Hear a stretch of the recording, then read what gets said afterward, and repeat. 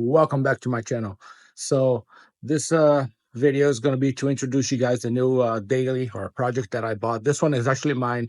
The Fox body that I put a supercharger on, that was my buddy's. So this one, I actually bought it. It's mine. I own it. So I was going to put a Genesis Coupe on this channel, which was my old car. I've had it for 10 years, but then I decided to sell it. So I sold it about a month and a half ago, and I bought my new daily. So in this video, you guys are going to see what it is. So far, I've owned this car. It's been the best daily I've ever driven, honestly. And you guys will probably find out why. So let's get to it.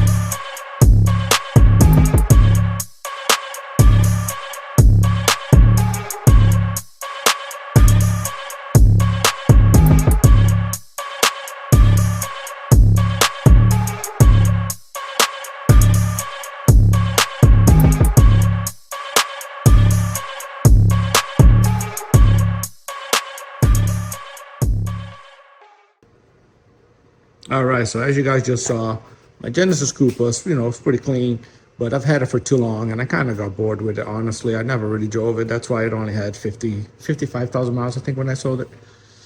I wanted something four-door, all-wheel drive. I've been around the European scene for many, many years. I've had Audi A4s, I've had Jettas, you name it. I've had so many Volkswagen Audis.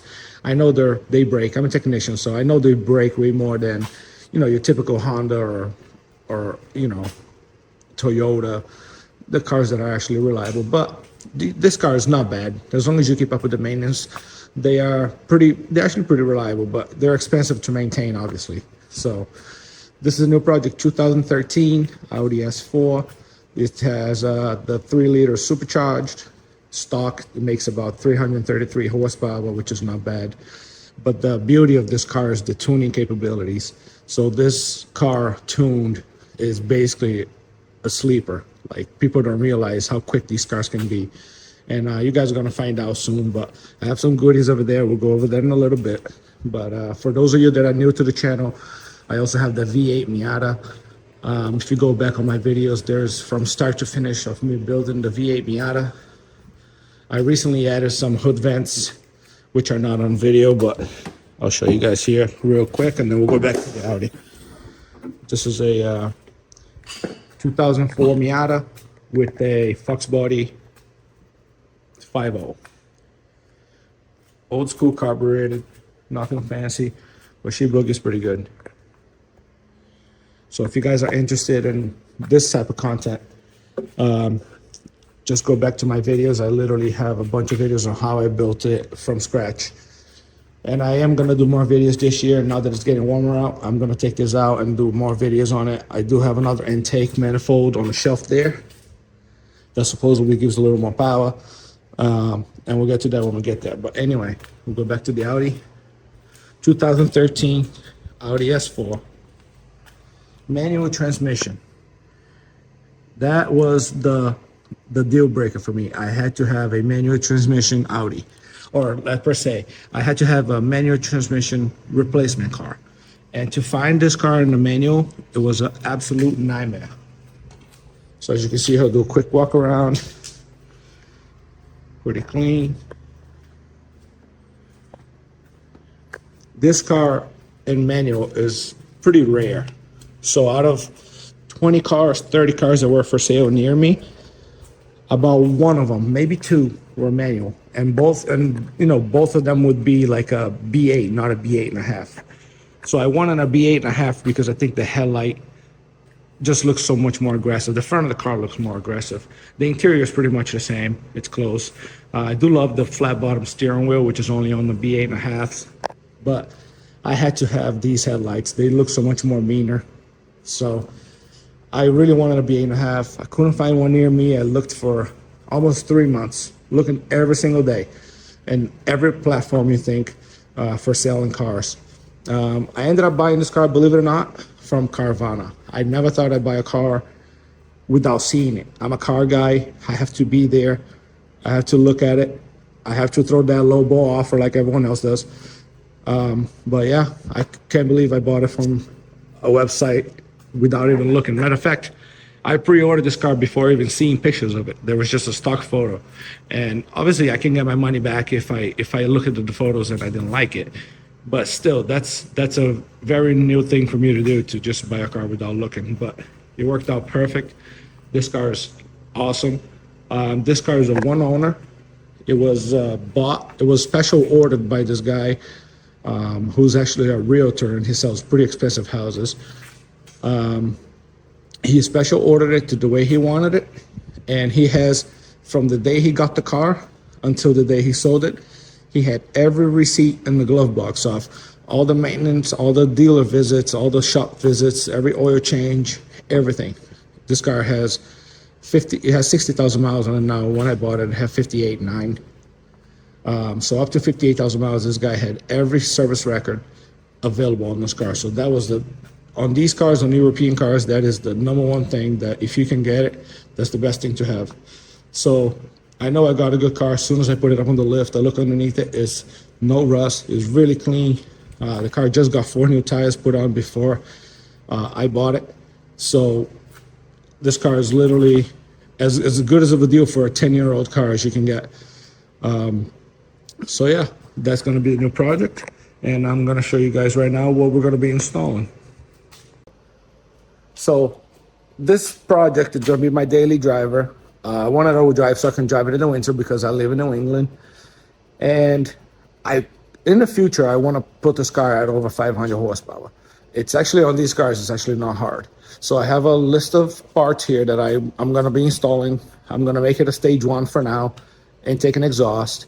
And then, as time goes by, I'll do stage 2, stage 2 plus, do dual pulley. But for now, I'm going to keep it stage 1. Stage 1 is actually pretty fast still. And that's going to be, the goal will be 500 horsepower plus eventually.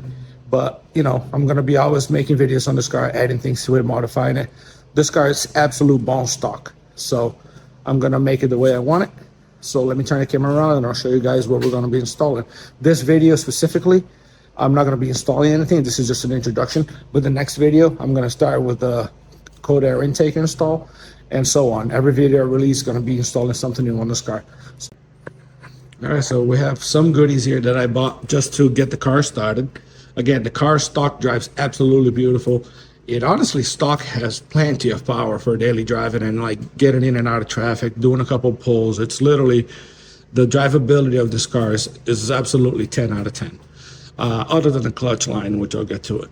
So here's the initial mods. So I'm going to do a CTS intake, which I have here. Cordial intake. These supposedly are the loudest you can get for these cars if you want to hear the supercharger whine, which is literally why I bought this car. Most of the reason why is I wanted to hear that supercharger really loud.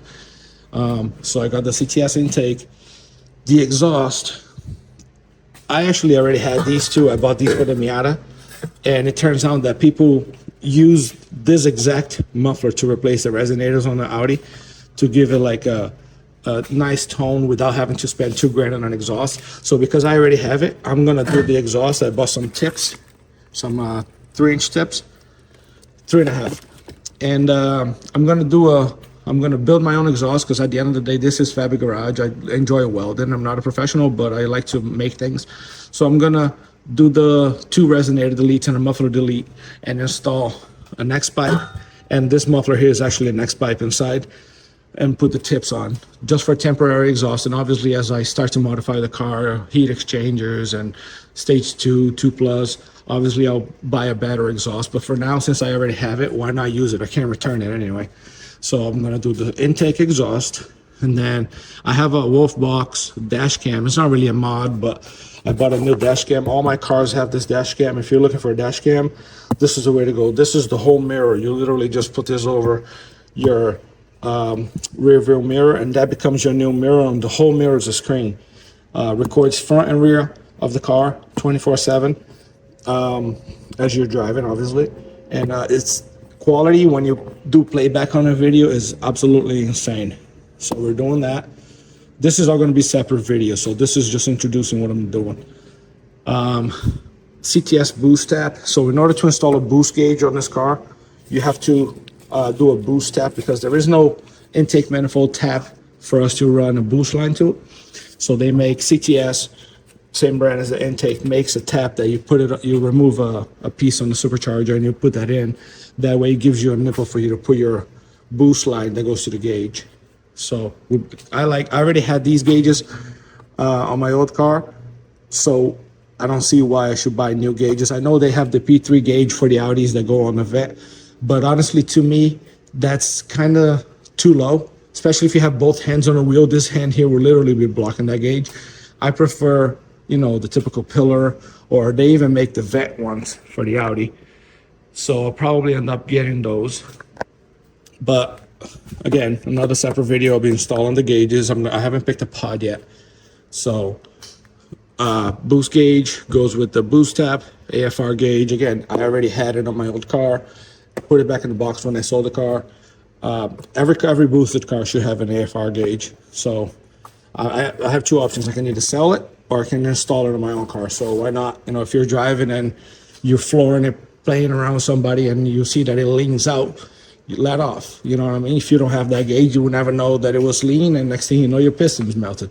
So it's a good idea, especially if you plan on tuning it. Sometimes the tune might not be 100%. It might run a little too lean. You might want to know before you damage your engine. So this here, stainless steel clutch line. This is, again, for a daily driver, this is absolutely perfect. For a car enthusiast, it's 99% perfect. The one thing that I don't really care for on this car is the clutch line. The clutch line, the factory clutch line, every other car in the world back in the day had just a regular clutch line. You rev it up, you dump the clutch, the car takes off. Well, this car has like a freaking valve, like a delay valve, in line with the line. So the fluid comes in, goes through that delay valve, and goes to the slave cylinder. So what happens is, when you're, normal taking off, normal driving, the engagement is beautiful. But when you try and rev a little bit and then dump the clutch, this car does not like it. So picture you're trying to take off from a stop sign pretty fast, and you rev it up and then you let off the clutch slow, but you're still revving up. What's going to happen? You're basically going to be slipping your clutch until it grabs. Well, this is exactly what happens when you try and launch this car with a stock line. As soon as you rev it too much and you, let's say, dump the clutch to get an aggressive launch, this car literally just starts slipping the clutch, because that valve basically lets off the pedal slow. You don't feel it in the pedal, but it's the hydraulic system. and it's kind of annoying. On after you realize you have it, this car, launching it, you really have to launch it slow and then floor it. You can't just dump the clutch. So stainless steel clutch line fixes that, brings it back to old school, dump the clutch and go. Not only that, between shifts, again, same thing. There's like a 2-second delay of engagement, and that just slows you down. You want to release the clutch on a, as you shift fast, and you want to just go. You want that bang when you release the clutch. So I'll be installing that in a separate video. This is kind of involved. Not your regular 20-minute install. LED interior. I have a whole box of LEDs here. I like this brand, Last Fit, LAS Fit, whatever you want to say it. These, I don't remember what brand these are. This is just a box. I think they're Chinesium. I've had them for a while. I have a whole box of LEDs. But if you are going to buy it for your car, I already had these, so I'm going to use them. But if you are going to buy them, I recommend this brand here. This brand here, I have it on my 21 F-150. I have LED headlights. I had it on the Genesis Coupe LED headlights, and these LEDs just last forever. They're not the cheapest out there, but they're also not the most expensive. So if you're looking for a LED that would actually last, it's unlike the $14 ones on Amazon that 3 months later starts flickering, this brand has done really good. Never had a single issue with any of them, and I've had many of them throughout all my cars. So definitely recommend. So this here, I'm going to be replacing every LED inside the car. The radiant lights, the dome lights, everything with LEDs, and I'll make a video on that, how to take it all apart and replace it. LED puddle lights. So I got these here. They put a logo on the ground when you open the door that says S4. So I'll be installing those. These are pretty quick. They're pretty much pop on. They're made for the car. You remove your factory light and pop this one on. There's really zero modification required. Transmission mount support, I guess. So you take out your transmission mount bracket and you install this, and supposedly makes the shifting and the whole shifting experience a lot crisper. It's amazing how a little piece like this will make a big difference, but everyone swears by it, so we're going to be installing that. Valve cover gaskets, I noticed that they're starting to seep a little bit. I'm just gonna do them because they're not really leaking, but if you look around, they're seeping a little bit. I want to take care of this car, so I'm gonna replace them. I already have the part. That's probably going to be a separate video, and then obviously the trans mount I just talked about. So if you are going to do anything clutch or brake related on this car, you do need to purchase a pressure bleeder, because these cars do not like the old school have a friend pump the brake or the clutch. You would never get all the air out. On European cars, you really need a pressure bleeder. I bought this from ECS Tuning, and it's lifetime replacement, so if anything happens to it, they'll replace it. It wasn't very expensive, so you really want to have a pressure bleeder. So this is, again, to start the first mod. Let me show you here. The first mod I already actually did the same week I got the car. I put a carbon fiber spoiler on it. So a little duck bill. So that's actually the first mod. So yeah, this is going to be the project. We're going to be installing all these parts. And as the weeks go by, I'm going to be making this car faster and add a bunch of stuff to it. Car guys, they always find stuff to add to their cars. So yeah, I don't want to make this video too long, so stay tuned for the videos of the installs. And if you guys have any requests or any ideas of what I should do with the car, let me know in the comments or send me a private message. And yeah, guys, I'm going to get to install the intake today for my next week's video. And let's get to it. Let's build this thing. Let's have fun. And let's enjoy cars. Don't forget to subscribe if you've never seen this channel before. And if you're already here, thank you for coming back. I really appreciate you guys watching the videos. And we'll see you guys on the next one. Take care.